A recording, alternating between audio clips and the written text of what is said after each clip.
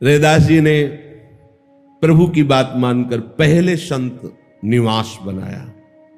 संतों के प्रति अब कलिकाल में श्रद्धा होना बहुत कठिन बात है। जिसके हृदय में संतों के प्रति भगवत बुद्धि है, समझ लो कि उसका बेड़ा पार ही है। बिना ही प्रयास होई भव भंगा, जब द्रवहि दीन दयालु राघो तो साधु संगति पाई। तो मानी लई बात नई ठोर ले बनाए चाहे, संतनि बसाए हरि मंदिर चिनायो है। विविध बितान तान गनो जो प्रमाण होई, भोई गई भक्ति पुरी जग जस गायो है। दर्शन आवे लोग नाना विधि राग भोग, रोग भयो विप्रनी को तन सब छायो है। बड़े ही खिलाड़ी वे रहे हैं छानी डारी, करी घर पे अटारी फेरी द्विजन सिखायो है। संत निवास बनाया, फिर सुंदर भगवान का मंदिर बनाया, अनेक प्रकार के सुंदर मंडप तैयार किए। ऐसी शोभा संत निवास की, ऐसी शोभा भगवत मंदिर की कैसे वर्णन करें। दिन रात वहां अब तो संत रहने लगे, कीर्तन कथा की धूम मच गई। सुंदर सुंदर भोग पकवान बन रहे, भोग लग रहा ठाकुर जी का, संत जन पा रहे। जहां संत जन नाम कीर्तन और भगवत चर्चा करते वहां भक्ति देवी स्थायी वास करती हैं। बाहर यहां तो नृत्य करती हैं, प्रेम लक्षणा भक्ति यहां तो वैसे ही गलियों में नृत्य करती है। श्रीधाम वृंदावन, फिर यहां नाम कीर्तन, ये आपके अंतःकरण के मल को नष्ट कर देगी, भगवत प्रीति प्रदान करेगी। तो जहां संत जन कीर्तन करते हैं, भक्ति देवी साक्षात वहां रमण करती है। भक्ति दूसरी जगह जाना भूल जाती है। जहां भक्तजन, बहुत भक्तजन नाम कीर्तन, पद कीर्तन, लीला गायन, लीला श्रवण। अब तो ऐसी नाम कीर्तन, ऐसी भगवत चर्चा, ऐसी संत सेवा कि रैदास जी का सुयश फैलने लगा। बड़े बड़े लोग श्री रैदास जी के दर्शन करने आने लगे। अनेक प्रकार के सुंदर सुंदर भोग बनाए जाते, ठाकुर जी को लगते, संत जन पाते। संत जन अनेक राग रागिनियों से गायन करते, बड़ा आनंद मचता। ब्राह्मणों के शरीर में रोग हो गया, काशी के। क्या रोग? ईर्ष्या रोग। ये बड़ा भयानक रोग होता है। कंचन तजना सहज है, सहज तिया का नेह, मान बड़ाई ईर्ष्या दुर्लभ तजना एह। ये बड़े बड़ों के हृदय में लग जाती है। वो अमुक संत की बहुत विस्तार पूर्वक कीर्ति बढ़ रही, तो कितने बड़े बड़े उनके हृदय में जलन, एक कैसे नीचा दिखाया जाए इसको, ऐसा हो जाता है।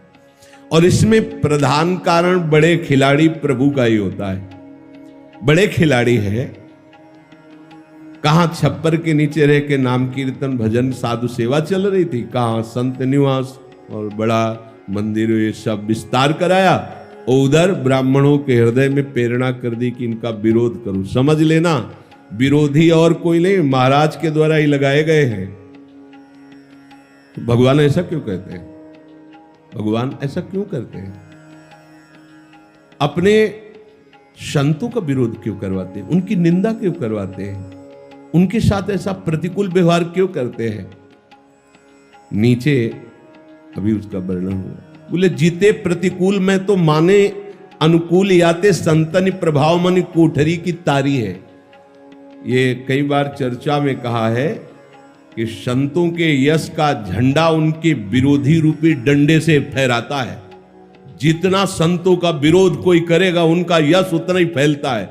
इसलिए भगवान बड़े बड़ों को प्रेरित कर देते हैं। बेमतलब गाली, बेमतलब निंदा। तो आपको, अगर आप मान बड़ाई चाह करने वाले हैं तो आप उदास हो जाएंगे, और यदि अनासक्त हैं भगवत मार्ग के पथिक है तो कोई फर्क नहीं पड़ेगा, कितना भी बोलते रहो। और सुयश होगा, और चमत्कार प्रकट होगा। प्रीति रस रास सो रैदास हरि सेवत है, घर में दुराए लोक रंजनादि टारी है। पेरी दिए हृदय जाए दुजन पुकार करी, भरी सभा नृप आगे कहो मुख गारी है। जन को बुलाए समझाए न्याय प्रभु सौंपी, कीनो जग जस साधु लीला मनुहारी है। जीते प्रतिकूल मैं तो माने अनुकूल, याते संतनि प्रभाव मनि कोठरी की तारी है। संतनि प्रभाव मनि कोठरी की तारी है। प्रीति रस रास सो रैदास हरि सेवत है। प्रेम रस में मगन श्री हरिदास जी हरि की सेवा कर रहे हैं। हरि की सेवा का प्रधान स्वरूप हरि के शरणागतों की सेवा। पहले इसीलिए संत निवास बनाया। किंचन मात्र रैदास जी के हृदय में ना मान की इच्छा है कि लोग जाने कि हमारे भी संत निवास है, ठाकुर सेवा होती है, ऐसी कोई भावना स्पर्श भी नहीं की है। उन्होंने स्वीकार ही किया भगवान की प्रार्थना से कि मुझे जिता लो और ये स्वीकार कर लो। प्रभु ब्राह्मणों के हृदय में जाके द्वेष की प्रेरणा दे, करो इनसे द्वेष करो। बस यही समझना होगा।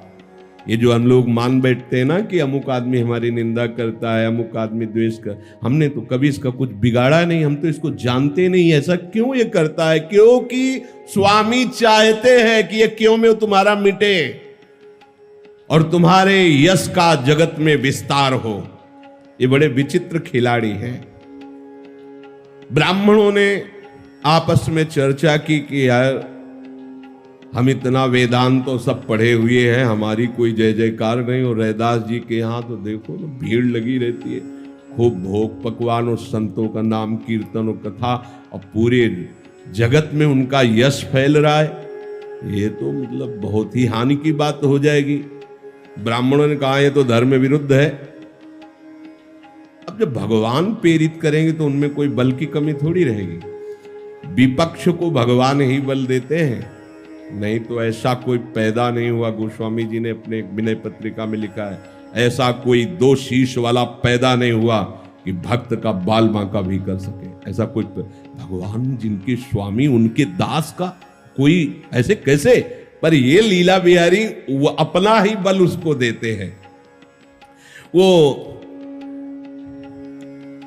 ब्राह्मण लोग क्या जाने कि प्रीति रास रस क्या होता है।